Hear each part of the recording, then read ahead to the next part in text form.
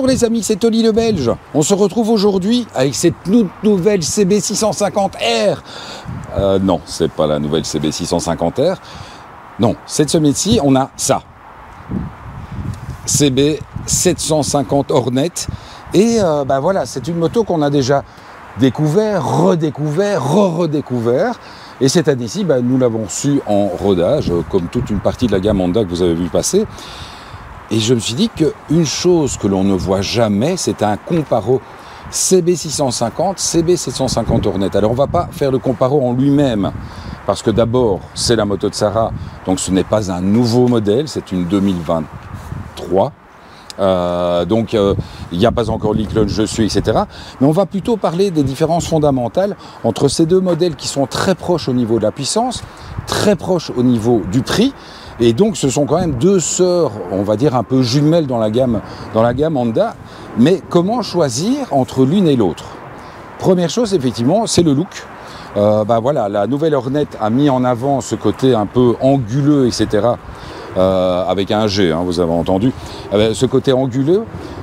Personnellement, c'est vrai qu'on était moins séduit par la face avant avec ce phare qui rappelle quand même un petit peu l'entrée de gamme en 500, donc je trouve que peut-être qu'Honda aurait pu, à l'instar de l'Hornet originelle, nous mettre un petit phare rond, ça aurait été beaucoup plus sympa, mais bon, voilà. Ça c'est un petit peu pour pinailler, donc je vous rappelle toujours que ce modèle Hornet, dans cette couleur-là et dans cette finition-là, c'est l'Hornet Sport, donc vous avez donc les frotteurs, vous avez le petit pare-brise, vous avez le petit pontet ici, avec le petit sigle Hornet, les repose-pieds que je vous avais déjà, on en avait parlé la dernière fois, je suis medium emballé par ces repose-pieds parce qu'ils sont très petits, ils sont c'est vraiment de la ferraille, donc lorsqu'il pleut, ça a un peu tendance à glisser. Autre chose importante, donc le capot de selle tant décrié, qui ennuie profondément tout le monde, parce que vous le voyez, malgré le fait que la moto est moins de 1000 km, à force de monter et descendre cette moto, bon évidemment ce sont des motos qui ont fait des salons, donc c'est des motos qui ont peu de kilomètres mais qui ont déjà beaucoup de passages de bottes et de passages de trucs, et bien entendu le shifter qui fonctionne très très bien. Je vous rappelle par contre une fois de plus qu'un shifter, au départ c'était inventé pour passer les vitesses à haut régime lorsque vous êtes en mode piste, et donc pensez quand même que vous avez toujours un embrayage, donc c'est très bien d'avoir un shifter, mais il ne faut pas spécialement, quand vous êtes à bas régime, surtout par exemple en passage première, seconde, n'hésitez pas à vous servir d'embrayage, vous allez évidemment sentir que la boîte est très dure, et c'est normal parce que ce n'est pas prévu pour.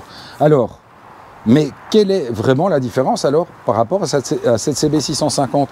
Eh bien donc, bien entendu, il y a une différence de cylindre. Oui, ça a l'air surprenant comme ça. Donc CB650, c'est un 4 cylindres. C'est une moto qui est vraiment issue de sportive. Donc c'est un moteur, c'est une évolution sportive du 4 cylindres Honda. Le cadre est plutôt vraiment sur un côté très sportif. On a l'angle de chasse au niveau de la fourche et simplement au niveau de la position, il y a une position beaucoup plus sportive sur la CB.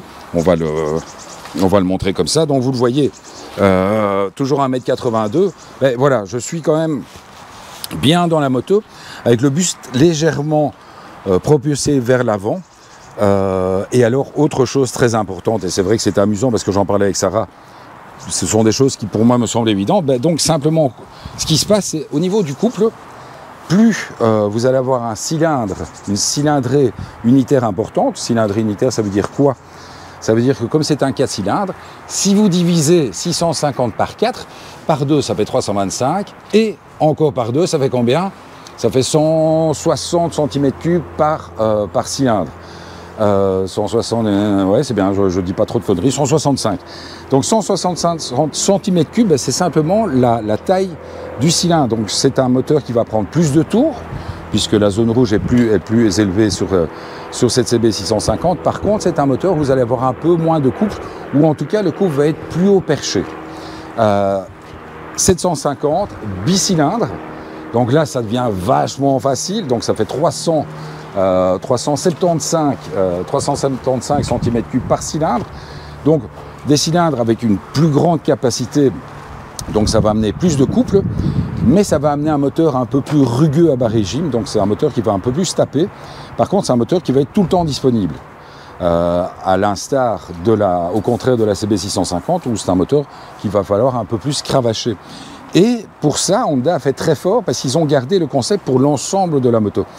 C'est-à-dire que franchement, la Honda Hornet est une moto qui va être beaucoup plus confortable sur long trajet. C'est une moto avec une assise un peu plus droite.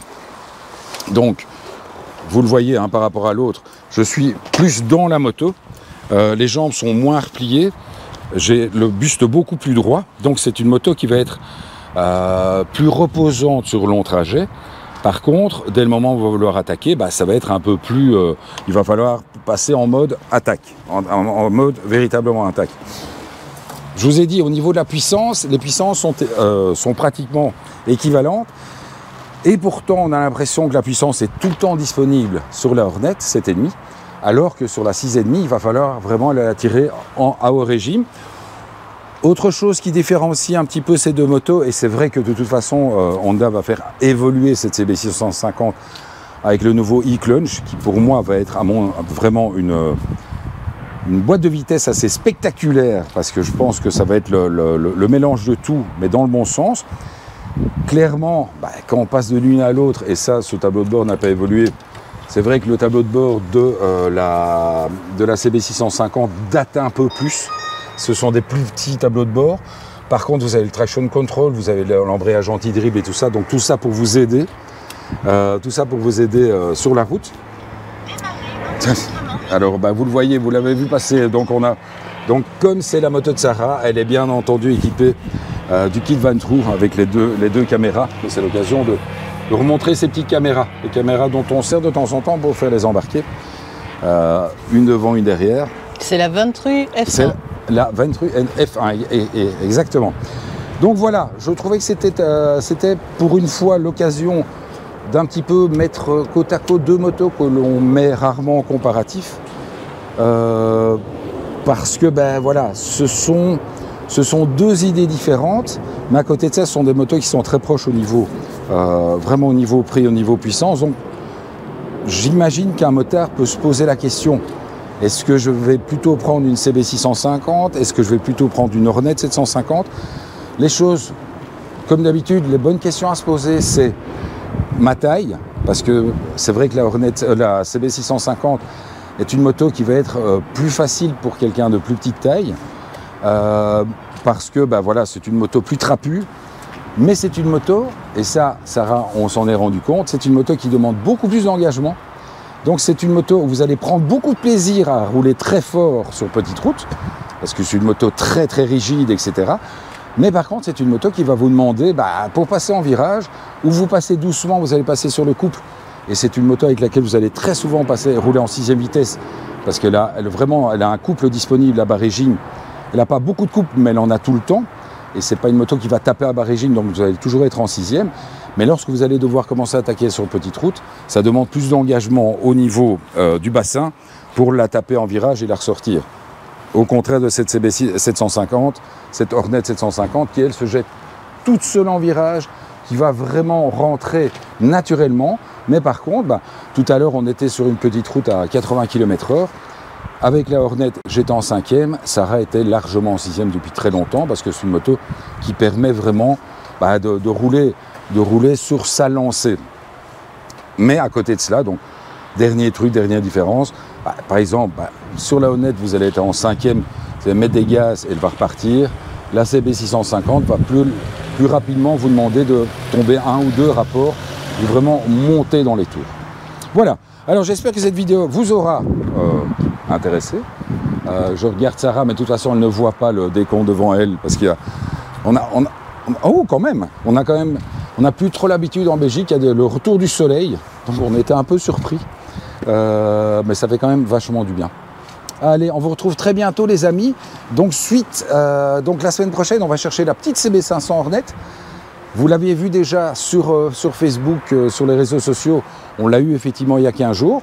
Et donc une fois de plus, voilà, on en apprend tous les jours. On a eu un problème avec, il y avait la petite clé qui demandait de repasser au garage. Et donc on s'est dit c'était surprenant parce que la moto avait moins de 500 km de rodage. Donc normalement c'est 1000 km de rodage. Et bien en fait tout simplement, ça faisait 1 an que cette moto avait été démarrée pour la première fois. Et il y avait juste l'ordinateur de bord qui nous rappelait que ça faisait 1 an qu'on n'était plus passé au garage. Donc voilà, c'était simplement ça. Donc on va rechercher cette CB500 Hornet demain. Et en même temps on prend également la toute nouvelle NX 500. Donc le trail sur la même base en 500 cm3. Donc voilà. Les prochaines semaines. Allez, on se retrouve très bientôt les amis. Et encore merci à Sarah de nous avoir... Est-ce que Sarah, on ferait un petit démarrage moteur quand même? Mais ce serait bien. Ah, mais oui, et tu as raison. Parce qu'il faut savoir que ça... Et du coup, le vent se lève. Sarah me fait des signes de temps en temps. Elle me dit, n'hésite pas. Donc, évidemment, bicylindre. Bicylindre avec vraiment... avec un très bon son. Et c'est vrai que souvent on parle des pots adaptables, très très bon son d'origine sur la Hornet, on en avait déjà parlé. Et là, uniquement pour le plaisir. Et c'est vrai que les motards ne sont pas insensibles à ces 4 cylindres, parce que le bruit est beaucoup plus sympa. Donc, bas régime très très discrète. Avec le petit clac, très sympa. Bon, c'est fini maintenant. Au revoir, on va aller faire dodo. Ciao les amis!